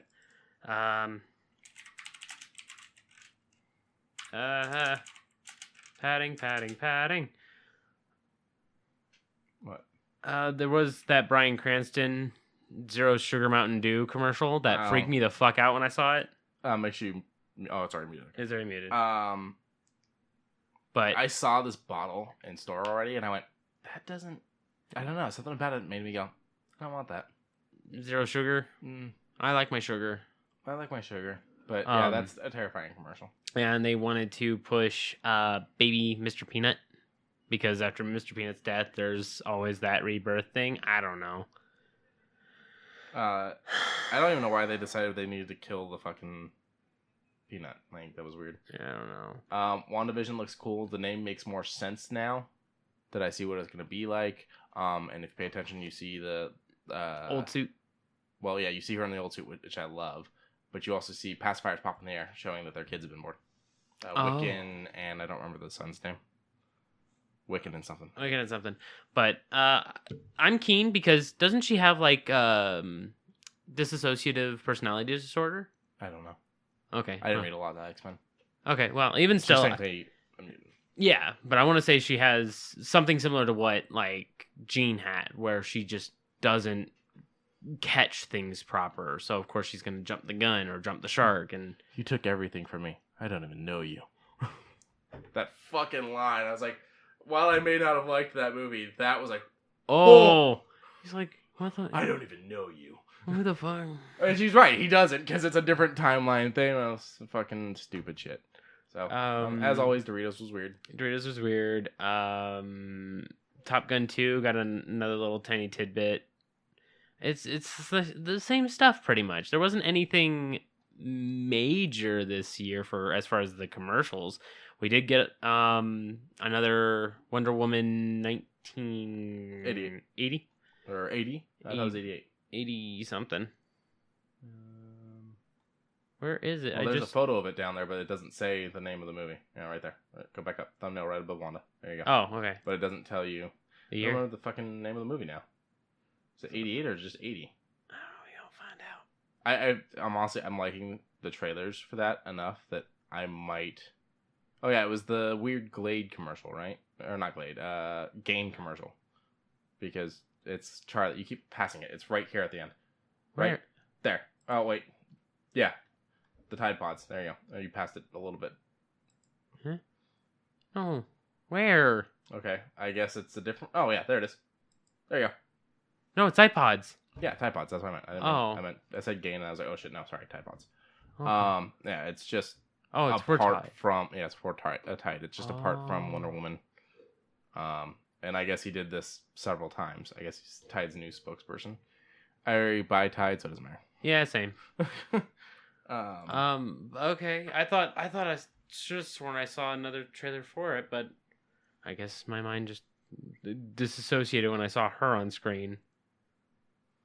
She is beautiful, though. Yes. I'm curious now, though. Pull up the fucking name of the movie. Oh, yeah. Because now it's bothering me. Because it's either 80 or it's 88. I'm thinking it's 80. 84. 84. So I was wrong no matter what. But this trailer was so good, this first one we got, the one that came out back in December, that I was like, fuck, I need to go watch Wonder Woman now. Because I want to watch this movie. Because I didn't watch Wonder Woman. It has some good spots. And I did not watch Wonder Woman because of her or anything like that. Because I actually really liked her. I didn't watch Wonder Woman just because of the fucking mess that Batman v Superman is. Yeah, same. I didn't watch Justice League because of the fucking mess Batman v Superman is. I didn't or watch Aquaman. Suicide Squad. Oh, yeah, Suicide Squad too. I didn't watch Aquaman or what's the other one? What's the other movie that they released? Shazam. Thank you, Shazam. I haven't watched any of that just because Batman v Superman is so bad. Yeah. I'm gonna have to sit down and watch it though, because I've heard Wonder Woman's great and this looks really fucking. I mean, good. the trailer looks fun. It looks fun, and I love the '80s. So yeah. And she fucking rides a lightning. Yeah, she rides lightning bolts with her lasso. That's fucking cool. And then they show the different costume and everything. I like a lot of it. So, we got a little bit. I think we got another Top Gun trailer, but I don't think it added anything new. No, I'm gonna probably see it. I don't know if I'm gonna see it in theaters though. So. Oh yeah, I'm gonna go see it in theaters. Oh yeah. Yeah, I plan on seeing that one in theaters. Okay. But that I don't know what with the Super Bowl and what Super Bowl quote unquote brought through. I didn't even watch Super Bowl. I know. So yeah, Kansas City won, hooray! A lot of my friends on my friends list were kind of frustrated because they're all San Francisco fans. I mean, I'm dating a San Francisco fan, and her whole family's San Francisco fans, and my grandparents are San Francisco fans. My uncle's San Francisco fan. I didn't care. Yeah. So they choked in the fourth quarter. That's all I can say about it. Quarter. You said quart. I did. Like a quart of ice cream. I did. When you walk away, you don't hear me say. So now please. the next thing is something that's been out. But now it's coming out as a physical version for everyone that likes to collect physical copies of things. They're doing the Kingdom Hearts all-in-one package. It came out originally March 17th. No, that's when it's coming out. Oh. The physical copy is coming out March 17th. The original copy came out March 2019. Okay. Yeah, so this comes with Kingdom Hearts HD 1.5, 2.5 remix, final mix, Chain of Memories. It's coming out with a movie for 358/2 days. 2 final mix, Birth by Sleep final mix, a movie for Recoded, HD 2.8 final chapter prologue, Dream Drop Distance HD, 0.2 Birth by Sleep, a fragmentary passage, a movie for X back cover, and then 3. So for people like me that haven't played any of the franchise, this is amazing. This is amazing, and I'm curious, how much is it? Let's find out. I don't know. Yeah. I would pay 60. I would pay 70. I don't think I'd pay 100. I know it's a lot of games, but you're gonna have to look up like what the digital code price is because the physical's not out yet. Oh, then I'm just gonna go to fucking go to PlayStation's website. PlayStation Store. But I mean, I loved 1 and 2. I played a little bit of Dream Drop Distance and a little bit of Chain of Memories. So I would like to catch up on all the weird side story, especially 0.2. 0.2, I heard, had a lot of prerequisite story nonsense that needed to be covered. Especially about, like, well, number one, what the fuck Keyblades were. Because you don't get too much of what a Keyblade bearer is in 1 and even most of 2. Kingdom Hearts, all-in-one package. Click. 100. See, I know it's a lot of games, and I know it's a game that's probably still going for 60, but it's just, you're asking for a lot of money from me. Hang on, let's take a look at how much Kingdom. Okay. Yeah. Well, on them it's 60. on digital. But if you bought it physical, I think it's $25. Probably. So, I mean, you can get the story up to here and that for less than the entire collection. But then again, I think with the story up to there, I don't think you get some of the additives. Like the movies? Maybe. I don't know. Let's find out. Let's back it up. Backing up. Back it up. Backing up. Back it up. Back it up. All right. Story so far. So on Amazon for the story so far, $33.12. It says it comes with 9 epic classics remastered. I just wish I knew what the fuck it had in it. Here we go. 1.5 and 2.5 remix, final mix, Chain of Memories, 358/2 cinematic, Kingdom Hearts 2 final mix, Birth by Sleep final mix, recoded, 2.8 final chapter prologue, Dream Drop Distance, 0.2 fragmentary, and X back cover. So yeah, you can actually get it cheaper if you get them separate. So I don't know what this all-in-one collection would bring. Okay, did we establish that this comes with the movies? Yeah. Okay, so Hold on, bring it back. It's literally just you're paying for the convenience of it being in one thing. Yes. That's not worth it to me. It's not worth I'd rather it. just buy them all separately. Yeah, well, you buy the friggin' story up till now, and then you get Kingdom Hearts 3. Yeah, excuse me. Because you can get that for about maybe 50, from what I'm looking at, $55, a little under. That's $44 savings. So, as said, that whole all-in-one physical package better have something interesting. Yeah, I won't get it then. $100? No. Yeah, but 55? Yeah. Okay. And not that it's not even worth the 100, but it's just 100 is a lot to ask. 100 is a lot to ask, and there better be that incentive. Like, I don't know, if it had like a one-of-a-kind latchkey keychain that actually looked good. Yeah, or if it's a steel box. Oh, yeah. Well, steel box would up the price. I don't know to make it 100. No. But it would up what I'm willing to pay for it. So, we didn't cover tonight's movies. No, we didn't. Tonight we're going space themed, and we have this movies this time. Yes, physically. So we've talked in the past about Star Wars. We've talked in the past about Star Trek, but space. It's big, it's empty, it's a void, it's the final frontier. Sometimes it's far, far away, a long time ago. But if you think about it, the stars we're seeing died a long, long time ago. We're never going to see them die until we die. Yeah, possibly. And just like David Bowie, a star child. Yeah. So we're going to look at a different side of space. We're going to go with Stargate, which you've never seen. I mean, you haven't seen either of these, but nope. You've seen any of the show?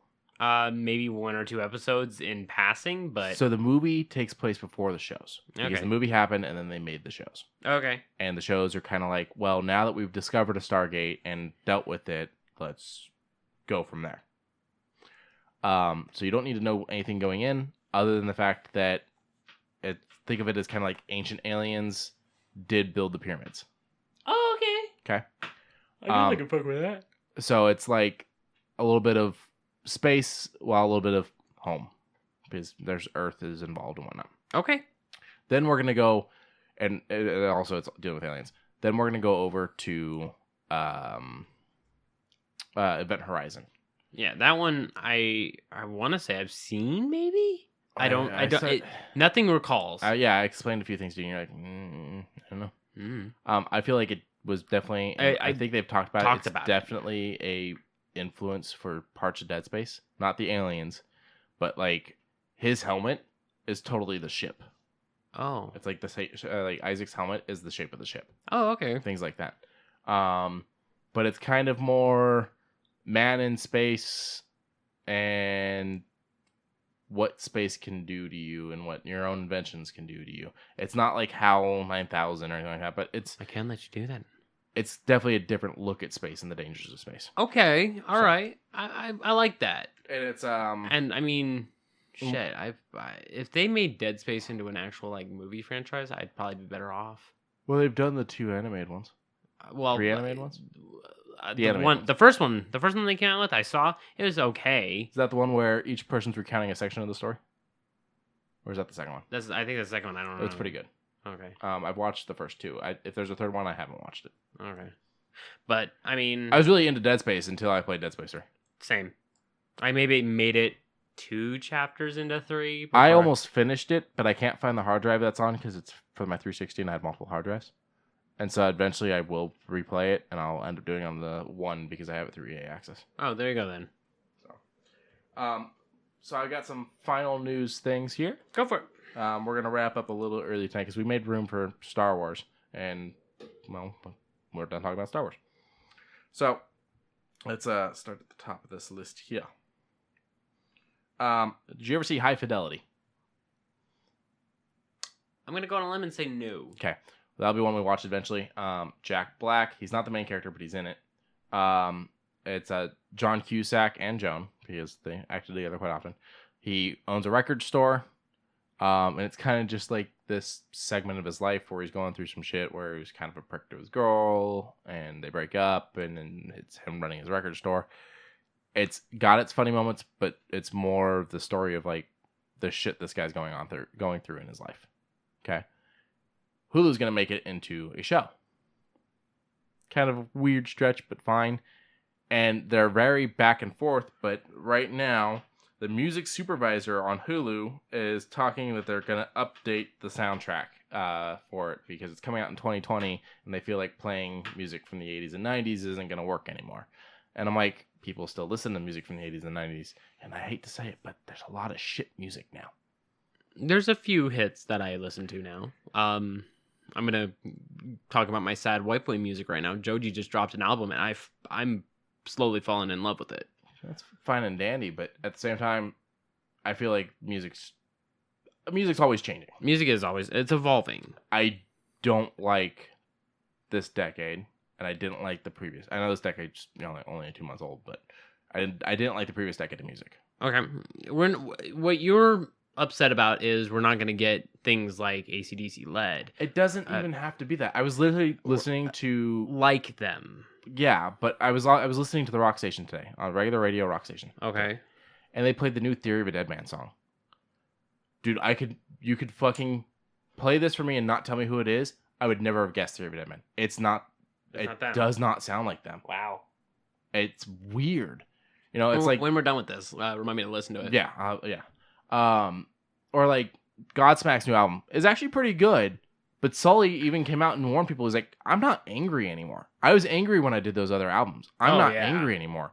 So the songs are really different. Okay. And that's kind of a good thing because it's like, well, Sully's in a better mind space, and I'm happy for him. And the new songs do sound good. And it still sounds like Sully, but it doesn't sound like Godsmack. It doesn't sound like I'm destroying shit. Yeah. Okay. Although my favorite one from them is Voodoo, which is a lot more mild. But still. Same. You know what? Same. I would say Voodoo's up there. I would say Voodoo's up there. I mean, I like their other music, but Voodoo's always my favorite. What else did they... Let's see. Yeah, I'm drawing the blank. I'm bad at song names. I Stand Under Alone. My Skin, I Stand Alone. Crying Like a Bitch. Well, that was more of their new shit. Away. I don't remember any of these other ones. Awake, I think, was one that I recall, but that's I think way Under Your early. Scars is actually the new one. Now I'm thinking about it. I don't know Under Your Scars. Yeah, I think it's the new one. It's good. Oh. Yeah, he's older. Yeah, it's still good. It's good though. It still sounds like Sully. It just doesn't sound like Godsmack. He's not. Okay. He's not smacking the gods. Was it? Yeah. I fucking hate you. There was a lot of good songs from them. Speak. Breed. So, yeah, there was definitely some good ones. Yeah. Every Part of Me. I think that's one of the new ones, and that one's actually pretty good. Cool. Yeah, it's right there. Mm-hmm. Is that the new one? What year? 2012. So that's not the newest album. That was a couple albums ago. Never mind. But even still, good to know that they're still making music. But yeah, it's so hard to find them doing music. It's just High Fidelity. They had like a moment where like one of the record store guys is talking about this band. I don't remember what the band is, but he goes, "They're really good, and they sound a lot like Green Day, but they're not Green Day." And everyone gets confused. He goes, "Watch this." And he puts the record on, starts playing it over the store speakers, and him and the girl that he's talking to just sit there for a second.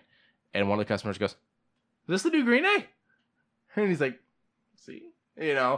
And the music was very important to it. And I'm not saying today's music can't be important. When did that movie come out? I'm not not sure. Gotcha. Do do do do do do do do. 2000. So oh you've wow. got a lot of 90s music in it. Yeah, hold You've on. got a I'm lot trying to of 80s think of music what in it. Green Day song was out about that time. I mean, I feel like Dookie was already a thing. Dookie was a thing. Basket Case. Okay, good. Yeah, Dookie okay. was a thing. Yeah. Okay. Was Do that a thing? you have the time? To Even listen to me Kerplunk whine? was out by that point because Kerplunk's before Dookie. Oh yeah. I just wanted. wanted to make sure because This would be the year of Warning, I do believe. I just didn't know when like Holiday or American Idiot was. Yeah, 2004 for those. And that actually became a stage play. Good shit. Yeah. But That- even the still, whole thing is like a Broadway play. I just wanted to know when that was. I didn't know they released a new album in 2019. Yeah, I'm gonna have to take. Fire Ready Aim. I'm gonna have to take a peek. We'll definitely watch High Fidelity at one point. It's John Cusack's great, and it's a really good one. I We'll feel like probably Jo- watch that with something else of his. It's Calm. Have you ever seen Room 1408? Yeah, it's one of my favorites. Okay, just making sure. Yeah, no, I love that one. It's actually based off a Stephen King short story, not even a novel. Yeah, So, I remember you mentioning that. Okay, I do remember mentioning all of fun this. fact: if you add the numbers together of the room, it comes out to 13. Dun dun dun. Stephen King's got a fear of the number 13. Does he? Yeah, he's got. I don't remember the name of it. But he's got that whole. So thing. if I ran up to him with the sign that said 13, I would go 13. He'd go, huh? He'd probably go, because you ran up to him and went 13. But he Technology. says it makes him uneasy. He's like, it's an uncomfortable number. It makes me very uneasy. Is there any reason why we're afraid of technology? Technology. Huh. So hopefully, if they do make this into a show, they put enough thought into the music. The problem is he's like, I'm going to update the soundtrack, which could mean I'm just adding different songs. But I feel like it means I'm going to add songs from the last decade. And it's like, just because new music came out doesn't mean the old music's bad. Yeah. I mean, you're not wrong, but at the same time, if they throwing out a random song that's popular right now, Sicko Mode, something in the background, I don't know what that is. Popular song. Okay. If they threw that on there, I don't think it would take away anything from the scenery that's going on in the foreground, especially in But that's the thing, because this movie was set in a record store and about a record store owner. And it's not just music that's being played in the background. It all has to connect to the scene and the conversations. And stuff Okay. Like that. Like, that's how this movie worked. Okay, then on the open and close, then he's gonna have to go back and grab music from the past. There's Like, what was the Billie, what's her name? Eilish. The Ocean Eyes or something like that? What is it? She's got a song that Lauren likes. To be fair, I like all of her second album, not her first album. I still need. I don't know which album it is. Ocean something. Billie Eilish, Ocean Yeah, Eyes. Ocean Eyes. Like, if they were to use this one, there's some good scenes that could go with this one because of the way the lyrics are, the way she sings it, and everything. It's a good song. I don't hate it. I'm just tired of hearing it play because shuffle doesn't work worth a damn. You're right. That's the big problem with shuffle's being a bitch and just keeps playing the song. I But mean, like, if they were to play this while someone's like making fart noises, it's like it doesn't work. It does not work. You know? But if it's something that kind of pulls you into like a romantic scene, it could definitely do it because you don't know how a I person feel would like feel. someone's a little more sad. Well, that's what I mean. Like, Yeah. either like regretful romantic. So he's just got to put the thoughts in, and I'm worried. I don't know who this person is. I just know it's the guy that's in charge of the soundtrack, and he's talking. He's going to update it, and I'm just worried that his idea of updating it is that we just put the top 100, the top 10, and that's not how soundtracks should work. Look at Guardians. Yeah, those songs are all great, but look at the way they play in the scenes. They play great in those scenes. They're needed for those scenes. They improve those scenes, and that's all the music that Quinn knows. Yeah, that's technically. Yeah, because all he has it on is 2 fucking tapes. The Zune at the end of Guardians 2, he gets a Zune. It can hold like 400 songs or some shit. He's like, 400? And he's living in a fucking spaceship that can go light years fast. Yeah. Boggles my fucking mind. I'm surprised he hasn't run into anything like the fucking Star Wars Cantina where he'll be like, what the fuck is that shit? Right. But I digress. Billie Eilish got 4 Grammys a couple weeks ago, and I just wanted to mention that. Like, good for her. We talked about that. Did we? I think we did, because you were talking about the fact that she was like, please not me again. Oh, yeah, okay. And then it was her again. She's like, okay. Yeah, for best new song, best new artist. and a couple others, but I'm excited to hear her Bond song, just because she is blowing up so much, and so I see why they picked her, and she's like the youngest Bond singer, all that stuff. But at the same time, I'm not excited because we have 2 trailers now for Bond and still no song. Yeah, maybe. I mean, it's supposed to be what, April? Maybe sometime in March we might get it. Normally have the song before we have the trailer. Oh, I don't know what happened here. Bear it a little bit more patience, friend. Maybe I don't even know if it's her or if it's that Productions dropped the ball and just didn't pick someone for the longest time. I don't know what the deal was. They picked her before the wins, so it wasn't based off the wins. You're right, and I mean, she didn't win 4; she won 5. Oh, she won 5. Yeah, best vocal album or pop vocal album, best record, best new artist, best album, and best song. Best pop solo performer was nominee. Oh, nominee. Sorry. I didn't see the nominee next to it. Yeah. Won 5 Grammys in a night. She had a chance to win 6. She had a chance to win 6. I mean, it was like when, what was it, Adele fucking annihilated a couple years back. Let's find out. And she did a Bond song, which is actually really good. Skyfall. Oh, yeah. I think out of the new Bond songs, though, I think the one I liked the most was Chris Cornell's. Yeah, she got 5 as well. Let's see. She got 5 for 2017. She got 5... Oh, wait, hold on. I gotta move it over. She got 5 for 2012. 2 for 2009. 4. Or no, 2. 2. Yeah. Good spot. Wow. And then 1 for 2013. And hey, she won for Skyfall. Mm-hmm. Good shit. Yeah, a song written for visual media. Yeah, all right. Fuck. No, but I think out of the new Bond ones, I think I like Chris Cornell's. He did it for Casino Royale, but that's not the name of the song. I'm spacing on it, but his for Casino Royale is fucking great. And Chris Cornell was amazing. That's kind of. You know my name. Yeah, I fucking knew I was gonna know it the instant I saw it. But moving on. Yeah. So High Fidelity new soundtrack. We'll see. We'll definitely watch it. That'll be one of those ones we put on the list.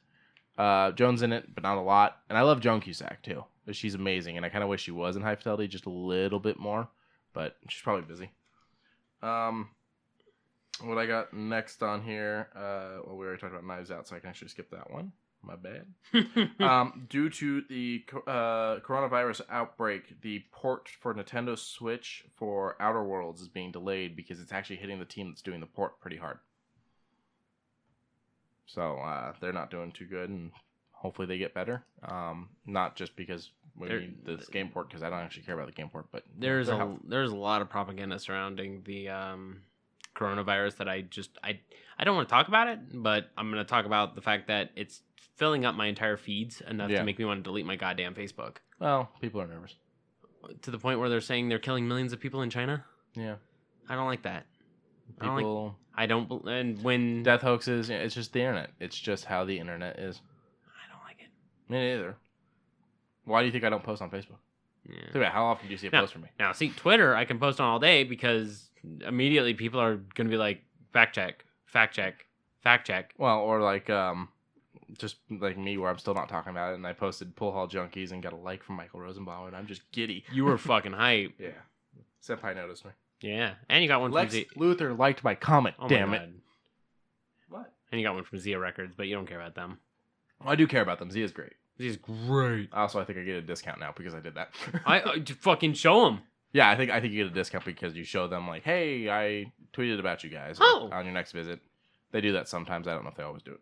Oh, neat. It's like 5% or something. Hey, a nickel's a nickel. Shit. Can you pull it up for me? Because I don't remember the guy's name, but the guy from Rockstar that stepped out. You know what I'm talking about? No. I told you about the co-founder. Oh, Rockstar Games. Yeah. I don't want to speak wrong on the name, and I don't have the name. I got you, friend. There.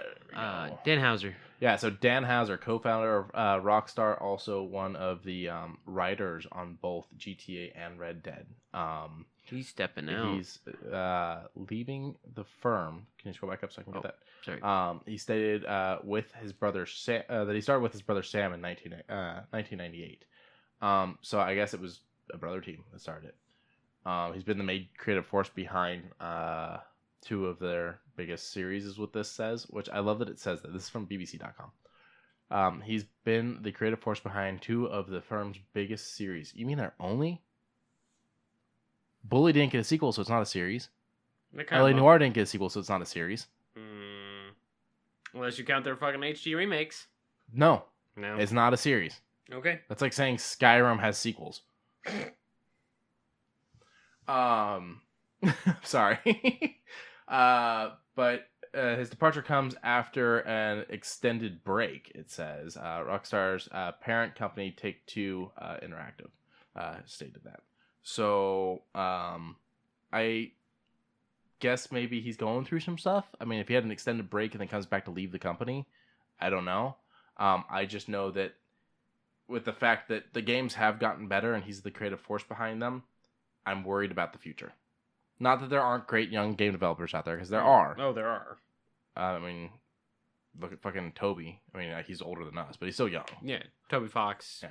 Pushing out some great little tiny tidbits here and there, but just enough to make us go, this is interesting. You don't this have is the fun. hidden room that you can get in Undertale. If at the end you've done, I think, pacifist run and you keep unloading and reloading the game at the point where you talk to Sans right before the end, he ends up giving you a key, and then you unload and reload, and you get a different key, and then you can go and open like a secret Sans room. Yeah, it's the whole thing. I haven't done it. Huh. I mean, that game's got Easter eggs on Easter eggs on Easter eggs, so I wouldn't be surprised. That's very true. But so I do kind of worry about the future of Rockstar Games, especially a company that, while they made an amazing game with Red Dead 2, and while they made a very enjoyable game for me with GTA 5, they have become a little too money obsessed, microtransaction obsessed, and online play obsessed. And I'm wondering if he is physically okay, if maybe those parts of it is what made him leave. Because now we're not making the sequels we should be working on. Now we're not making the DLCs we promised. Instead, we're just funneling money into this fucking cash grab thing.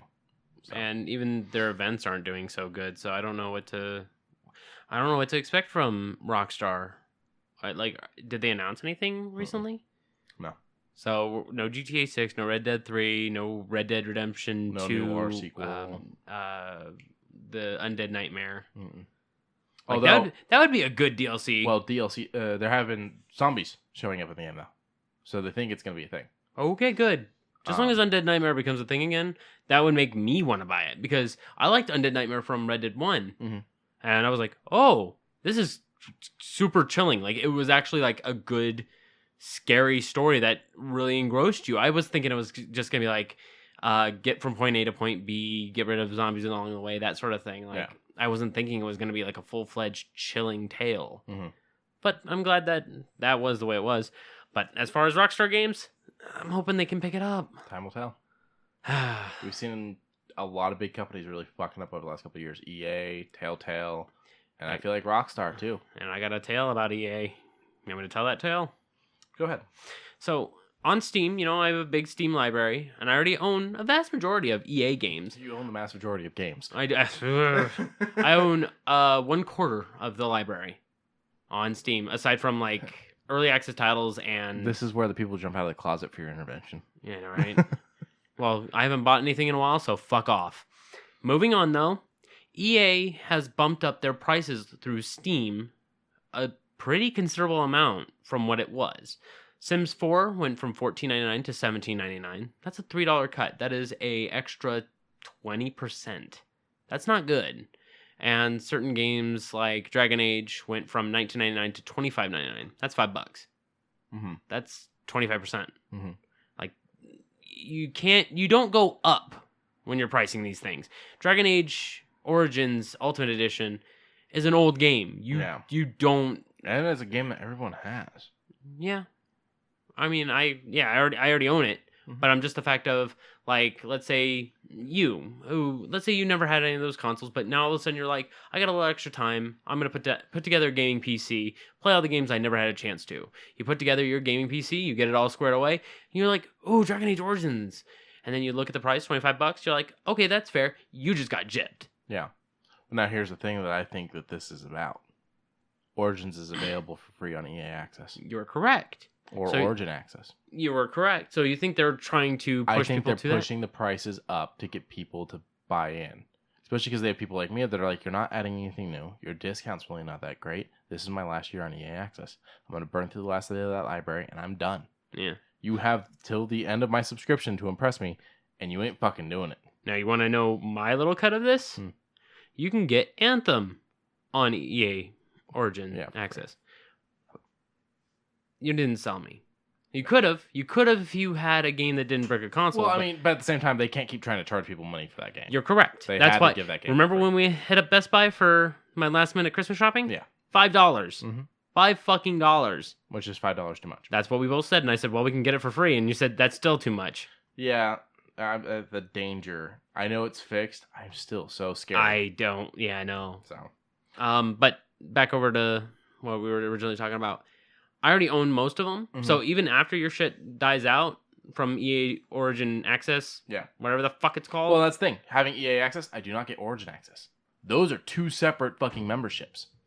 Whatever. Well, I'm just saying that's bullshit too. In short, I already have most of them on Steam, so there you go. And I think, I think they gave up Origins on Games with Gold, so there's that one too. And I know you own Dead Space 1 through 3. What else is EA oriented? In short, you already own it, so who cares? God damn.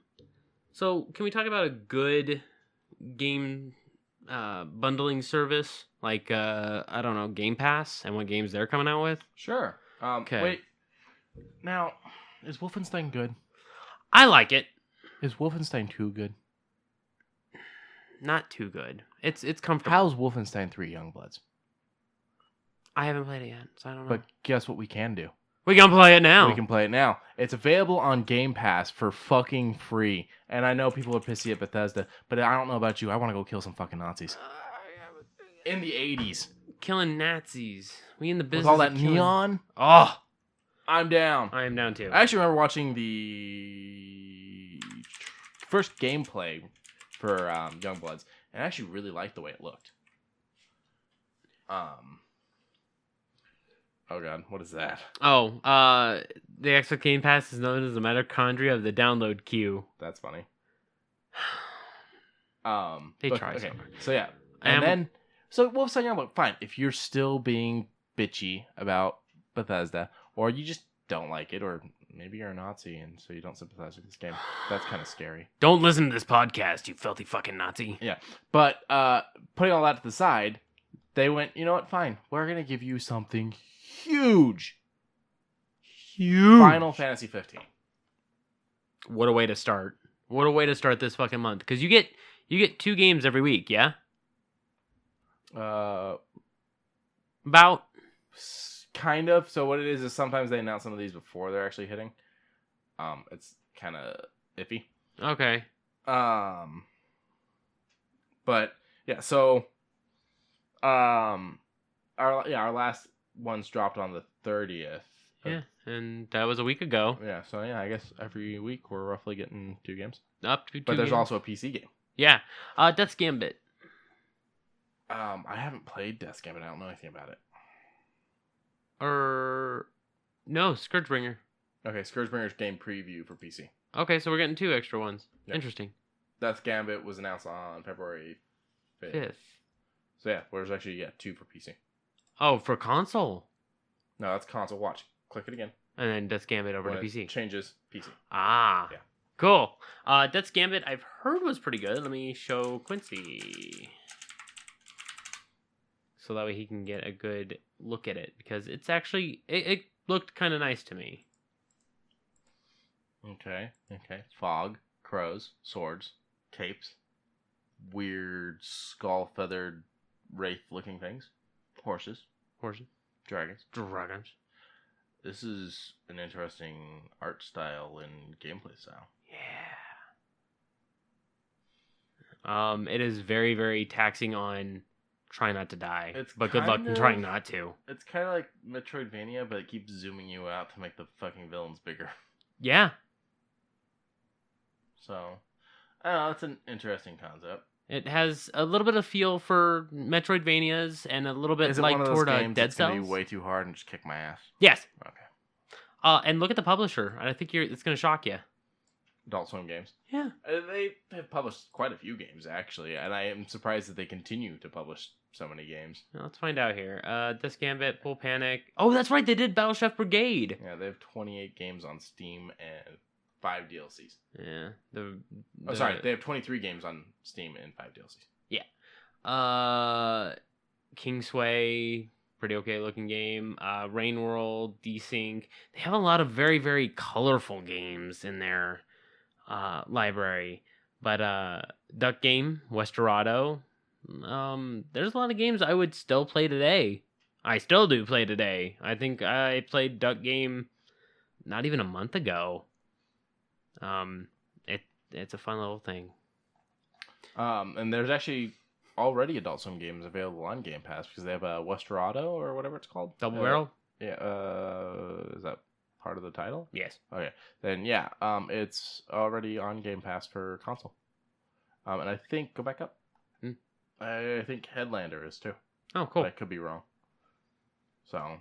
And that's on Humble Bundle Trove. If you're on Humble Bundle Trove, I could be wrong about it being on Game Pass. It may be that I'm thinking Trove. So. Yeah, let's go ahead and hit you with the Humble Bundle stuff. I got one more news thing, and go ahead and hit your news thing. Okay. Let's see. Let me find it again.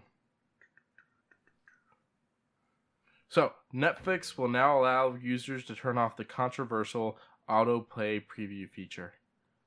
That's so good. Happy. Yeah, because when I first wanted to watch The Punisher. And I went over and I leaned into it. I left it right there so that I didn't, accidentally start it up. And it started playing the trailer in the background. It was one of those extra push trailers, and I was just like, no. Yeah. So that's a nice one. And then I have one more thing. Oh. Do you like Bruno Mars? Bruno Mars, yeah. How would you feel if Bruno Mars was going to write, perform, including writing the songs and writing the dialogue, everything for a new Disney movie that he's coming up with? Neutral. Well, we're getting it, so you better fucking like it. Okay. I mean, I mean, as far as hearing it, I'm neutral. He's producing and creating original songs for a musical-driven theatrical film that he's like. This is like all him, from what I'm gathering. I mean, I could be wrong, but I think he's writing the movie too. Okay, that's fun and fair. Like he doesn't have a ghostwriter for some of his stuff, so I wouldn't be surprised if he just made something good, some good content. And I do have one more thing. Just real quick, it's that Sam Raimi may be the new director for the Doctor Strange and the Multiverse of Madness. I would want to confirm on that. So I would demand a confirm on that, because as you brought it up as you brought it up to me when you mentioned it, remember Spider-Man 3? I was just like, remember Drag You to Hell? I think I saw that movie. I don't remember. I'm sorry. Yeah, I don't remember. It hurt my head. That's it, Humble Bundle. So, there is literally only 14 hours left of this Humble Choice that has some really boss-ass games that we talked about earlier last month, I guess. We can technically call about it. Nice little fucking Middle-earth Shadow of War, Graveyard Keeper, 2 Point Hospital, Street Fighter V, and a whole bunch of other really nice ones. I just played 2 Point Hospital a little bit more. It gets difficult. Yeah. It gets some really nice gaming management. I don't like management games, but I definitely enjoy 2 Point Hospital.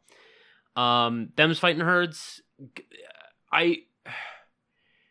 To bring in a fighting game, which I love, and say, guess what, it's My Little Pony oriented now, is a bit of a weird sentence for me to say. But to say that the controls are fucking solid and the hitboxes are so fucking nice, I must say, shut the fuck up and play Them's Fighting Herds. I know. Don't knock it till you try it. Okay. That's what I'm saying on it. It is one of the most crisp things. The only downside is, I think with this game, is that it's not going to add any more characters or get extra patches because it's done. So that kind of bums me out. I thought it was going to keep getting something else. I was mistaken. But it's still a very fun fighting game. And Street Fighter 5 is also fun too. Yeah, I mean, that's what you want to go back for. Oh, yeah. So check out those home bundle things before they're gone. This will be up in time for you to hear that. And then make sure to follow us on Twitter, both our personals and our joint one for the Ugly Mugs, or the real Ugly Mugs on Twitter. Feel free to send us emails, rate, subscribe, tell a friend, send a carrier pigeon, let everyone know. Yes. Okay. Thank you guys. And we just want to let you know that you mocha us very happy. I don't like this anymore. I thought I would be open-minded to it. I'm not. I don't care. Be open-minded. You mocha us very happy.